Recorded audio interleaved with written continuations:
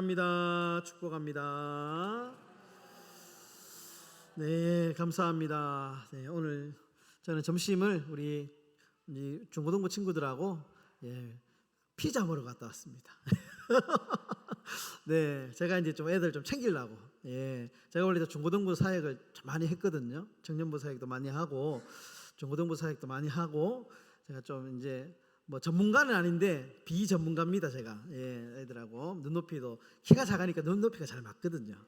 그래가지고 애들이 좋아합니다. 요즘 이제 중고등부 사역이 많이 어려운데 제가 이제 애들을 좀 직접적으로 좀 챙기고 함께 기도하고 좀 그렇게 하려고 오늘은 피자 먹고 왔습니다. 오늘 맛있는 점심이 나왔다는 소리를 들었는데 너무 안타깝고 그렇네요. 네, 기도해 주시기 바랍니다. 우리 다음 세대를 위해서. 네, 오늘 마태복음 공부 24장을 공부하는데요. 신약성경 공부 이제 벌써 20번째 시간입니다. 심판과 징조 이렇게 이제 조금 제목을 붙여봤는데요. 강의안을 좀 보시면서 유인물을 보시면서 조금 진도를 나가겠습니다. 네, 전체요. 지금까지 성전에서 종교 지도자들과 논쟁을 하셨던 예수님은 이제 제자들과 함께 성전을 나오시면서 성전 파괴에 대한 예언을 하십니다. 그리고 예루살렘 마지막 날 이 땅의 미래에 대한 예언과 그리스도의 재림과 세상 끝날에 대한 아주 무서운 말씀을 하십니다. 마지막 날은 갑자기 찾아오게 될 것이다. 그리고 큰 재앙과 참사가 눈에 보일 정도로 계속해서 일어나게 될 것이다. 그러나 그 날과 그때는 아무도 모르고 오직 아버지만 알고 있기 때문에 제자들에게는 항상 깨어서 준비하고 말씀대로 살아가고 재림을 기다리라 라고 하는 것이 오늘 24장의 핵심적인 말씀입니다. 세 부분으로 좀 나눌 수 있습니다. 첫 번째, 성전의 파괴에 대한 예수님의 예언이 1절부터 2절까지 하나님의 사랑을 거부하고 율법주의와 형식주의에 사로잡혔으며 예수님을 거부한 예루살렘은 멸망하게 될 것이다. 그리고 주께서 지금껏 말씀을 가르쳐 주셨던 장소인 성전 역시 하나님께서 떠나심으로 철저하게 파괴될 것이다. 성전 파괴를 예언하고 있습니다. 실제로 이 성전은 AD 70년경에 완전히 무너지게 되죠. 완전히 사라지게 됩니다.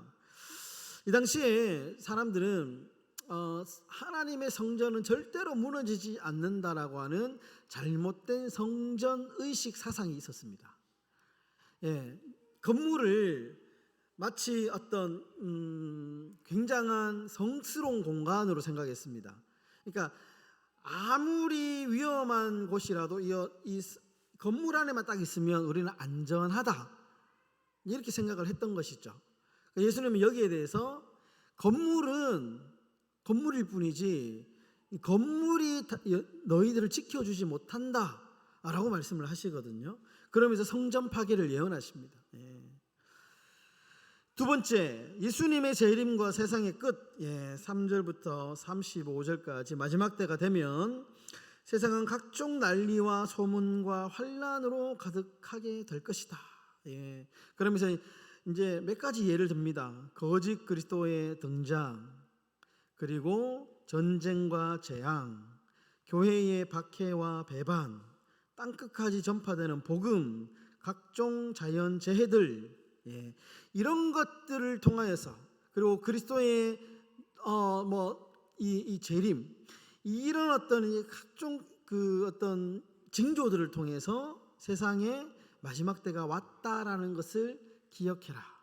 여기에 보니까 요즘에 거의 다 해당이 되는 것 같아요. 거짓 그리스도 이단들이 많이 출연해가지고 더 막 난리를 치죠. 전쟁이 지금 계속해서 일어나고 있습니다. 계속해서 전쟁이 일어나고 있고요. 교회가 계속 이제 좀 세상 속에서 계속 크기가 작아집니다. 점점 교회의 영향력이 줄게 되고 박해가 있고 참 신앙생활 하기가 참 쉽지 않죠. 그러나 땅끝까지 전파되는 복음, 끊임없이 이제 복음은 계속해서 그래도 그럼에도 불구하고 전하고 있죠. 여러분 지진도 얼마 전에 지금 보니까 사상자들이 꽤 많이 났더라고요. 그런 각종 자연재해들, 지구 온난화. 네. 지금 11월 달인데 뉴스에서 막 개나리가 피고 봄꽃이 피고 난리가 나더라고요. 예. 이런 각종 재해 현상들, 이런 것들을 보면 주님 오실 날이 멀지 않았다. 주님 오실 날이 멀지 않았다. 깨어서 기도해야 된다라는 것을 예수님 우리에게 말씀하고 있다라는 것입니다.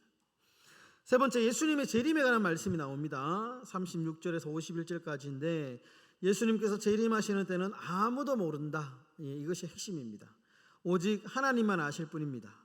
그날은 마치 노아의 홍수처럼 갑작스럽게 임하게 될 것이고 도적같이 임하게 될 것이고, 그래서 남는 자가 있고 구원받은 자가 있을 것이고 깨어서 그날을 준비해야 된다라고 예수님은 말씀하시고 몇 가지 비유를 통해서 그렇게 또 말씀을 하십니다. 여러분 15절에 보시면 멸망에 가증한 것이 서게 될 것이다 라고 하는 예수님의 이야기가 나옵니다. 성전이 이제 무너지고 난 그 자리에 그 다니엘서에 보면 이 멸망에 가증한 것이 서게 될 것이다 라고 하는 예언의 말씀이 이제 나오는데, 예수님께서는 이 다니엘서의 말씀을 인용하면서 이 거룩한 곳에 멸망에 가증한 것이 서게 될 것이다 라고 이제 이야기를 하십니다. 이 멸망에 가증한 것이 뭐냐라고 하는 이제 이런 학자들의 아주, 그리고 역사학자들의 이제 이야기가 있었는데요. 우리가 일반적으로 이 멸망에 가증한 것이 무엇이나 무엇으로 이해하냐면, 기원전 약 167년에 안티오쿠스 에피파네스라고 하는 이름의 이제 헬라 통치자가 예루살렘에 있는 유대인 성전의 번제단 위에 제우스 제단을 세웁니다. 그리고 거기에서 돼지로 희생 제사를 바치게 됩니다. 실제로 이제 이 예루살렘 성전이 함락을 당하고 그곳에 제우스를 섬기는 이방 제단이 세워지게 된 것이죠. 그래서 이제 역사학자들은 이것이 이 멸망에 가증한 것이다라고 이제 성경학자들과 역사학자들은 해석을 합니다. 그러니까 하나님이 철저하게 이 하나님의 성전이 파괴되고 그것에 정말 우상이 가득한, 우상이 세워지게 되었다라는 것이죠. 그래서 멸망에 가증한 것이라고 하는 것은 실질적으로 그 성전에 세워진 우상, 돼지의 희생 제사. 그 당시 유대인들은 돼지를 굉장히 어떤 그 혐오스러운 동물, 그렇게, 그래서 돼지를 먹지도 않잖아요. 만지지도 못하는 아주 혐오스러운 동물로 생각을 했습니다. 여러분 성경을 읽으실 때 조금 참고적으로 여러분 이 부분을 조금 적었습니다. 자, 말씀 묵상으로 좀 들어가겠습니다. 1번, 외형에 미혹되지 말아야 된다라는 것인데요. 예수님은 십자가의 길을 가시는데 제자들은 화려한 성전 건물에 매료되어 있습니다. 눈에 보이는 것만 보는 사람에게 예수님은 이 모든 것을 보지 못하느냐 이렇게 책망하십니다. 겉으로 보이는 외형이나 현상이 아니라 오늘 우리가 보아야 할 영적인 실상은 무엇인가? 여러분 겉으로 보이는 현상, 이것보다 더 중요한 것은 보이지 않는 영적인 실상이 훨씬 더 중요하고, 그러므로 우리는 깨어서 기도해야 된다라고 하는 사실입니다. 그래서 외적인 것에 너무 미혹되지 말아야 된다라는 것이죠. 우리가 신앙생활 하는데도 마찬가지 아니겠습니까? 우리의 목적은 뭐냐? 예수를 닮는 것이죠. 예수를 닮고 예수의 십자가의 길을 우리가 제자로서 걸어가는 것, 보이지 않는 무형의 기독교적인 최고의 가치죠. 가치입니다. 이런 것들을 우리가 외형적인 치장보다는 이런 어떤 신앙의 어떤 내면적인 것을 우리가 갖고 오는 데에 우리 신앙생활에 초점이 맞추어져야 될 필요가 있다라는 것입니다. 2번, 심판의 장소를 급히 떠나야 됩니다. 소유에 대한 집착으로 지체하면 생명을 건지지 못할 수도 있습니다. 재난의 징조를 보여주실 때 미련 없이 떠날 수 있도록 항상 준비해야 하며, 떠날 수 없는 상황이 발생하지 않도록 기도해야 합니다.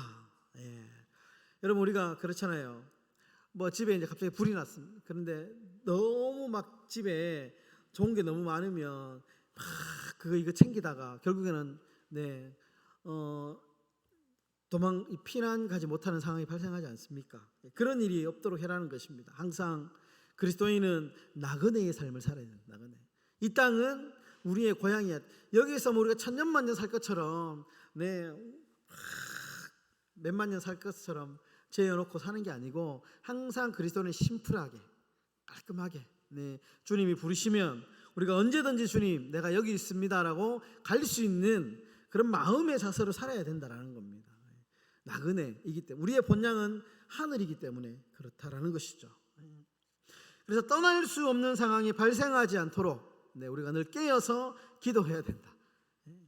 나는 심판의 징조를 깨닫지도 못할 만큼 세상에 주는 안일한 삶에 도취되어 있지는 않습니까? 오늘 우리에게 한번 스스로 질문을 해봐야 할 것입니다. 자, 넘어가겠습니다. 3번.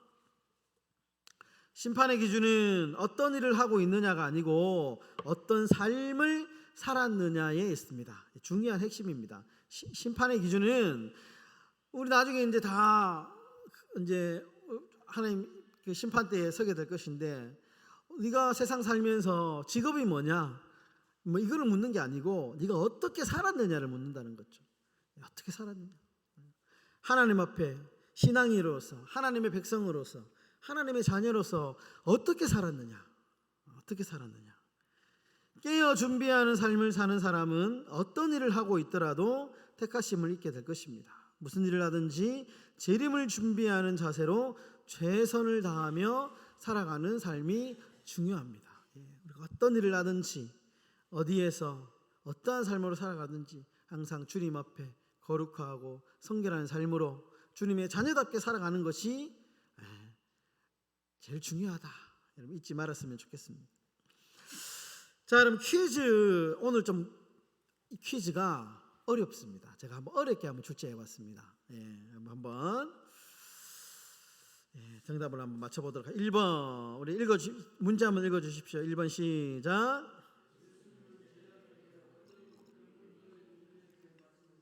어떤 건물의, 요거는 좀 쉬운 거죠. 어떤 건물의 운명에 대해서 말씀을 하고 있나요? 성전이죠. 성전. 성전. 예수님은 제자들에게 성전이 무너지게 될 것이다. 성전의 운명에 대해서 지금 말씀하고 있습니다. 정답은 성전입니다. 자, 2번. 예수님은 재림의 시기나 때를 아는 자가 누구라고 말씀하셨습니까? 아무도 알 수 없다. 맞습니다. 3번 15절 한번 보시면요. 15절에 보시면, 자, 15절에서 언급된 멸망에 가증한 것이 성소에 서게 될 때에 예수님은 어떤 조언을 하고 계십니까? 15절. 너희가 선지자 다니엘이 말한 바 멸망에 가증한 것이 거룩한 것에 선 것을 보거든. 갈로 안에 뭐라고 되어 있습니까? 읽는 자는 깨달을진저. 깨달아야 된다. 깨달아라. 읽고 깨달아라. 자, 4번. 예수님은 요거 좀 어려운 것 같습니다. 요거는 예수님은 어떤 사건을 고통의 시작으로, 자, 요건 오늘 24장 전체에 지금 해당되는 건데요. 어떤 징조를 보고 이제 이 말세의 징조구나, 고통의 때가 시작되었구나라고 알라, 이렇게 말씀하시는데, 어떤 사건을 통하여 고통의 시작으로 언급을 하시는가? 두 가지입니다. 맞습니다. 민족이 민족을, 나라가 나라를 대적하여 일어나겠고 곳곳에 기근과 지진이 있으리니 이 모든 것이 재난의 시작이니라. 요약하면 첫 번째, 전쟁. 민족이 나라가 나라를 대적하겠다. 전쟁을 통하여서, 전쟁이 많이 일어나는 것들을 통하여서 이게 재난의 시작이구나. 또 난리와 난리, 소문. 정답은 뭐냐? 전쟁과 소문입니다. 전쟁과 소문. 자, 5번 예수님은 인자가 영광 중에 구름을 타고 오실 것이라고 OX 퀴즈입니다. 타고 오실 것이라고 말씀하셨다. 맞으면 O, 틀리면 X. 네, 30절에 나오죠. O입니다. 30절에 보시면 그때의 인자의 징조가 하늘에서 보이겠고 그때의 땅의 모든 족속들이 통곡하여 그들이 인자가 구름을 타고 능력과 큰 영광으로 오는 것을 보리라. 여기서 이제 구름 타고 오신다고 하니까 예수님이 손오공은 아닙니다. 예, 그렇게 이제 오해하시면 안 되고, 구름이라고 하는 것은 성경에서 구름이라고 하는 것은 영광을 상징합니다. 네, 구약에도 보면 이제 종종 이 구름이라는 이 표현이 많이 나오거든요. 구름 속에 계신, 구름이 이렇게 가리워졌다. 이 구름이라고 하는 것은 실질적인 이 우리 눈에 보이는 이 구름을 가리키는 것이 아니고, 이것은 구름이라고 하는 것은 하나님의 영광, 하나님의 영광 가운데 임하게 될 것이다 라는 겁니다. 예수님 구름 타고 오시면 옛날에 손오공처럼 이렇게 구름 타고 오신다, 네, 이렇게 이해하시면 조금 좀 오해가 있을 수 있습니다, 여러분. 네, 6번 문제 한번 읽어 주십시오. 시작.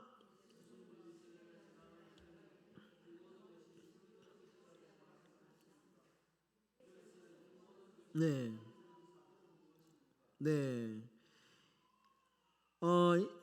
A 객관식인데요. A 예루살렘 성전의 파괴, B 인자의 재림, C 대환란, D 위의 모든 사건. 네, 정답을 말씀하신 분이 계시네요. D입니다. D. 네, 그러니까 모든 징조가 예루살렘 성전이 파괴될 것이고 인자의 재림과 대환란과 이런 모든 것들이 위에 이 모든 사건이 정답이죠. 다 나타나게 될 것이다 라는 것입니다. 7번 예수님은 어떤 두 가지 중요한 시기를 언급하셨습니까? 좀 어려운데요. 24장을 보시면 예수님은 아주 24장 안에 중요한 핵심 두 가지 사건을 언급합니다. 첫 번째는 뭐냐? 15절에 보시면요. 15절에 보시면 멸망한 가정한 것이 거룩한 것에 서게 될 것이다. 그러니까 첫 번째 성전이 무너지고 성전에 무너진 그 자리에 멸망에 가증한 것이 서 있는 것을 보게 되는 것이 한 가지고요. 두 번째는 30절 인자가 영광 중에 오실 것이다 라고 하는 두 가지 중요한 개념이 24장의 핵심입니다. 그래서 정답은 예수님은 어떤 두 가지 중요한 시기를 언급하셨습니까? 성전이 무너지고 멸망에 가증한 것이 서 있는 것을 보게 될 때 첫 번째 시기, 두 번째는 인자가 영광 중에 오실 때. 어렵죠. 24장의 핵심입니다. 자, 마지막 예수님은 마태복음 24장에서 제자들에게 어떤 조언을 하셨습니까? 깨어 있으라. 오늘 보면 42절 이제 읽지는 않았지만 전체 보면 쭉 뒤에 보면 42절과 43절에 깨어 있으라라는 말이 반복이 되죠. 핵심은 뭐냐? 깨어 있으라는 겁니다. 그때와 그 시간은 아무도 모르기 때문에 그거 맞추려고 에너지 쓰지 말고 깨어 있으라는 거예요. 깨어 있으라. 늘 준비하고 있으라. 준비하고 있으라. 이것이 핵심입니다.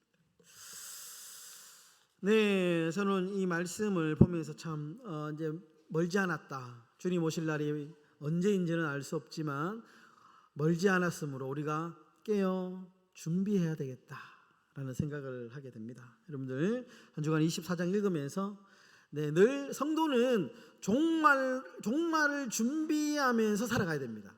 개인의 종말이든 내가 언제 하나님 부르시면 갈지 모르기 때문에 개인의 종말도 준비하면서 동시에 주님 오실 그날을 준비하면서 살아가는 사람들이 그리스도인이다라는 것입니다.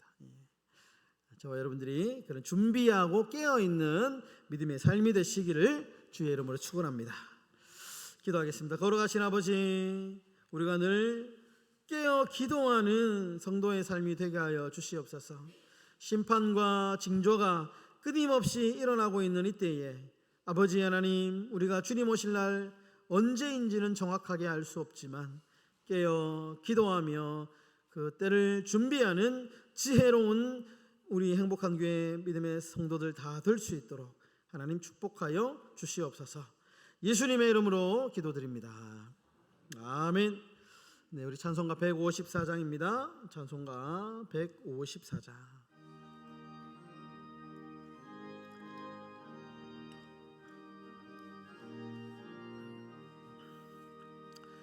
생명의 주여 멸류관 받으시옵소서. 날 위에 쓰신 가시관 나 기억합니다. 저 겟세마네 기도를 늘 기억하게 하시고 그 십자가의 은혜로 날 인도하소서. 누셨던 무덤 내게도 보이시옵소서. 잠드신 동안 천사가 굳게 지키었네. 저 겟세마네 기도를 늘 기억하게 하시고 그 십자가의 은혜로 날 인도하소서. 마리아처럼 새벽에 주께로 갑니다. 빈 무덤 내게 보이사 날 가르치소서. 저 겟세마네 기도를 늘 기억하게 하시고 그 십자가의 은혜로 날 인도하소서. 고난의 잔을 날 위해 다 마셨나이다. 나 항상 나의 십자가 감당케 하소서. 저 겟세마네 기도를 늘 기억하게 하시고 그 십자가의 은혜로 날 인도하소서.